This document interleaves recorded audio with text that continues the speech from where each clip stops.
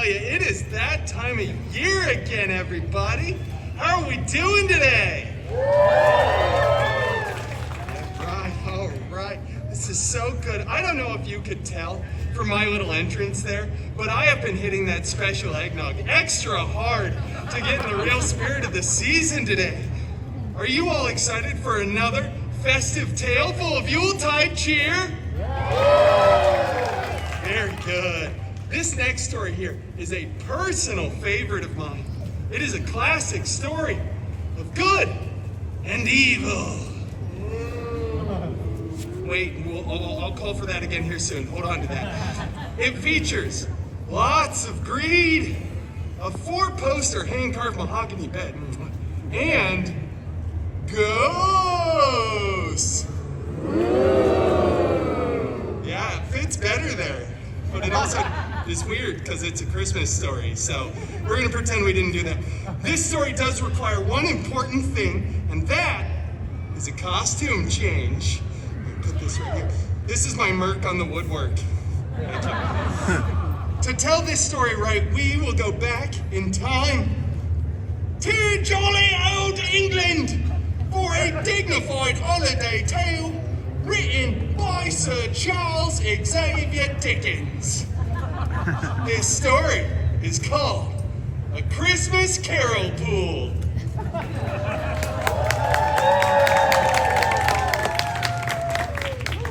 Need one of those signs that says applause. People have missed that cue all day long. All right. Here we go. I do love Christmas stories, though. They bring you just so much joy. They make you feel happy by the time it's over. You just feel better than how you went in. I'm so excited to read this all the way through 167 pages, so buckle up, everybody. All right, page 1. Marley was dead. Well, that is a dark start for a Christmas story. I don't know if the Disneyland Resort registered trademark signed up for that. Let's go. It's very dead as a doornail. Oh, here we go. This is much better. The meanest man in all of London town was a vile, ugly, hairy, smelly, prickly, miserly old brute by the name of Loganezer Scrooge. Old Scroogey was a real curmudgeon who hated the holidays and always went around saying, "Bah humbug, bub," whatever that means. He had a wonderful employee who was witty and charming and very, very funny, although a bit of an acquired taste. His name was Wade Cratchit Poole. Poor Wade just wanted to take a single day off and spend time with his family.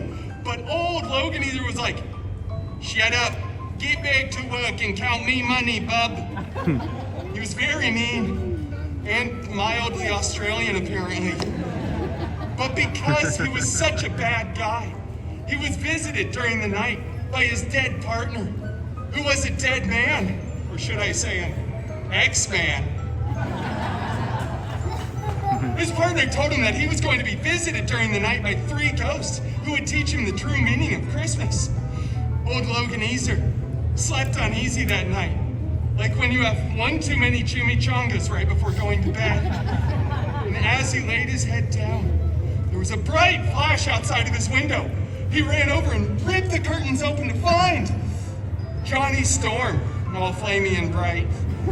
Yeah, and he just started saying a whole bunch of things that I didn't really understand, but basically, he took Loganezer and showed him his sad, poorly rated X-Men origins.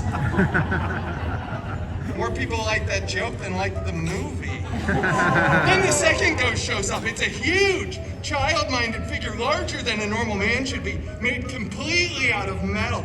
And with an obnoxious Russian accent, he says, "Loganezer, gaze upon the Cratchit Poole family and see your shame." He grabs him by his little wing thingies and shows him a beautiful family living in a small studio apartment right off of Pico in Crenshaw. Blind Al, Dog Pool, and little tiny Peter Poole. He's obviously very ill and leaning on a too small crutch. They could hardly get by on the meager salary that Wade's boss gave him. Old Loganeser finally felt a real emotion as a single tear trickled down his chiseled jawline into those luxurious mutton chops. It's like when you watch the climax of that perfect rom-com, The Proposal.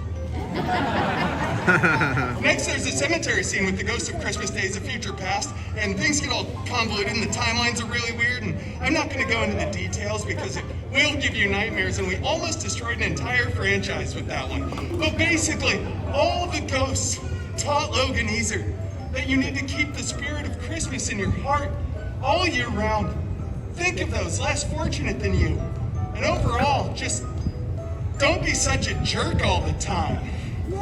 Loganeser finally becomes a better man, and he spends the money to heal up little tiny Peter Pool, and they become best pals.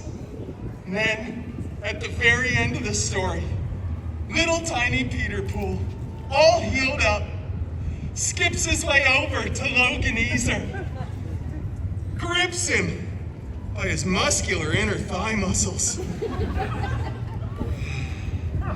Sorry. And then he says directly into this camera, because he's a poorly trained child actor,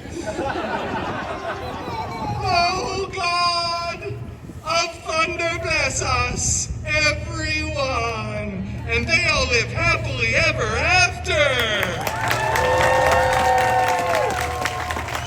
Yeah, you want to know why they're happily ever after?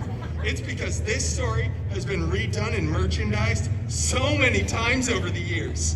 It's what we in the biz like to refer to as easy money. Yeah, you want to know the real meaning of Christmas, children? Positive profit margins.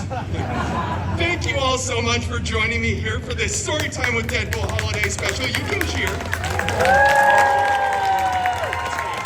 I will never turn down applause. That's right. But before I go, I do want to say one thing. I better not find any of you on the naughty list this year. Yeah, because if I do, I will personally come to your home and shove a fistful of coal right down your stocking. Happy holidays, everybody! Right, very good. Hey, cool blue sweater.